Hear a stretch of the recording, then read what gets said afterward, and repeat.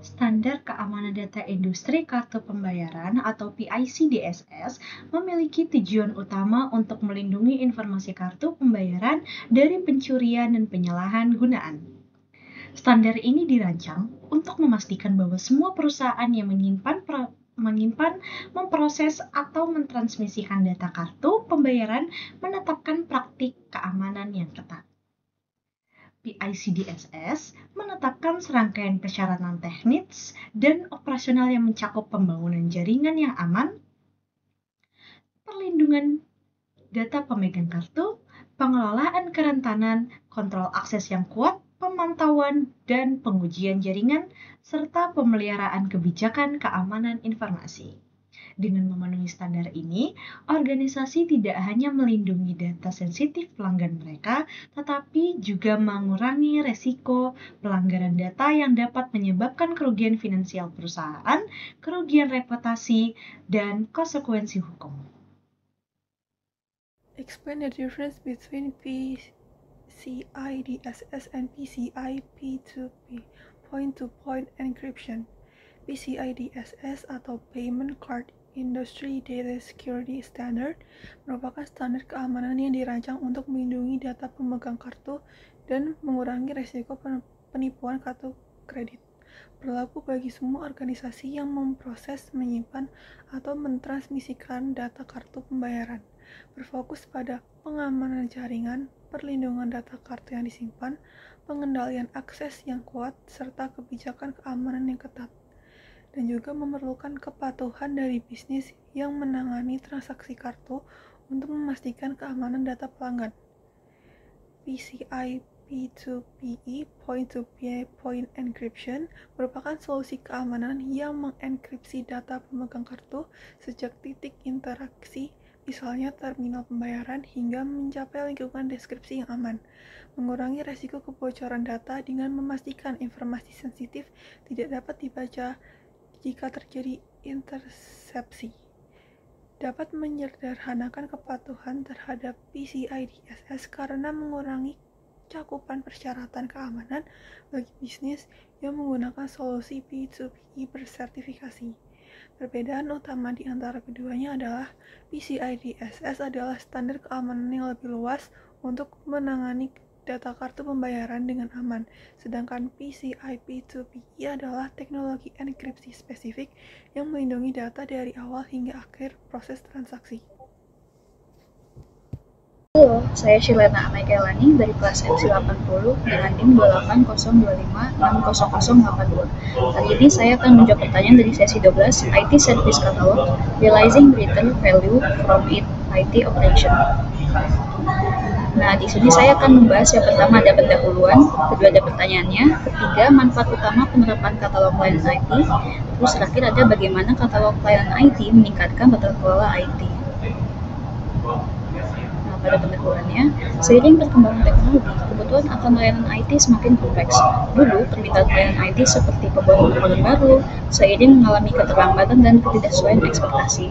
Dengan meningkatnya tuntutan terhadap layanan IT dan tekanan biaya, organisasi mulai mengadopsi IT Service Katalog IT sebagai alat utama untuk manajemen layanan IT. Nah, pertanyaannya, apa manfaat utama penerapan katalog layanan IT di suatu perusahaan dan bagaimana cara meningkatkan tata kelola IT? Nah, di manfaat utamanya yang pertama ada membangun budaya berbasis pelayanan, yaitu mengubah IT dari pendukung teknis menjadi penyedia layanan strategis, menegaskan perannya dalam menambah nilai bagi bisnis. Yang kedua, menyediakan informasi yang dapat diandalkan untuk manajemen investasi, itu dengan meningkatkan transparansi, mendukung keputusan bisnis, dan memprioritaskan investasi berdasarkan nilai, bukan sekedar aspek teknis. Yaitu yang ketiga ada meningkatkan kepuasan pelanggan melalui pilihan tingkatan layanan, dengan memberikan fleksibilitas bagi bisnis untuk menyesuaikan layanan dengan kebutuhan, menyeimbangkan kualitas dan biaya secara optimal. Nah, selanjutnya ada meningkatkan komunikasi antara IT dan bisnis. Itu menjembatani komunikasi IT dan bisnis, menerjemahkan teknis ke bahasa yang mudah dipahami, meningkatkan pemahaman, dan mengurangi frustasi. Terakhir ada standarisasi pengiriman layanan IT, itu dengan memastikan kualitas konsisten, hasil predictable, dan meningkatkan kepercayaan. manajemen, serta kinerja layanan. Nah, bagaimana sih katalog layanan IT meningkatkan tata kelola IT? Yang pertama, transparansi dan akuntabilitas yang lebih baik. Itu maksudnya memudahkan pemantauan apakah layanan diberikan sesuai dengan janji dan memenuhi kebutuhan bisnis. Yang kedua, ada penyelesaian IT dengan strategi bisnis, seperti mendokumentasi proses bisnis antara IT dengan pemiliknya, terus berkontribusi langsung dengan tujuan strategi organisasi. Yang ketiga, ada manajemen sumber daya yang lebih efektif. Itu memberikan data pengguna layanan, biaya, dan kinerja untuk optimalisasi sumber daya, membantu mengidentifikasi inefisiensi dan pengambilan keputusan. Yang keempat, ada peningkatan kepatuhan dan manajemen risiko, seperti mencatat kepemilikan layanan, proses persetujuan, dan jejak audit untuk kepatuhan regulasi, dengan mengurangi risiko operasional akibat pendekatan tidak konsisten. Terakhir, ada diskusi anggaran dan harga yang berbasis fakta. Maksudnya, menyediakan data biaya dan pengguna layanan untuk perencanaan anggaran yang lebih objektif. Terus ada memastikan investasi IT sesuai prioritas bisnis dan makanya bagi organisasi. Sekian dari presentasi saya, terima kasih.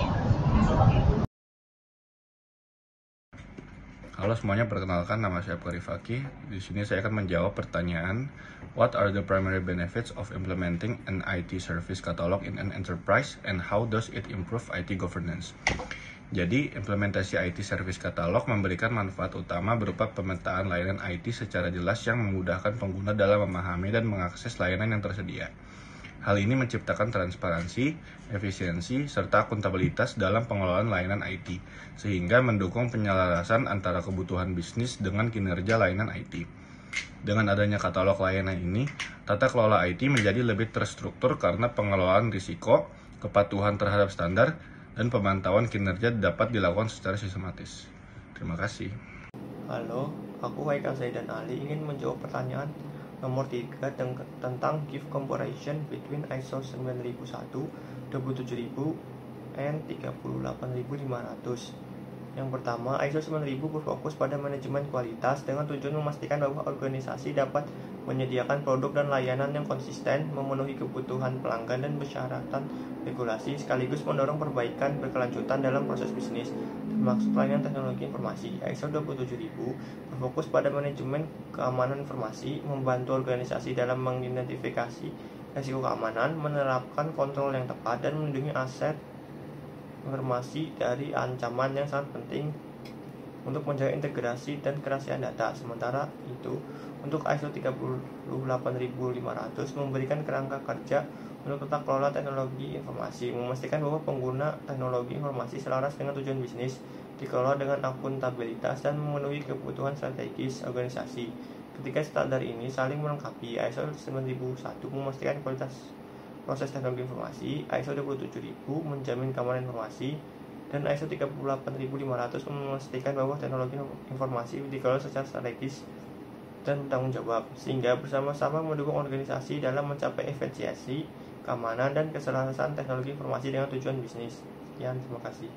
Halo semuanya, perkenalkan nama saya Syakir Axel Coto. Hari ini saya akan membahas pertanyaan yaitu what is 9000 quality contributes to IT governance.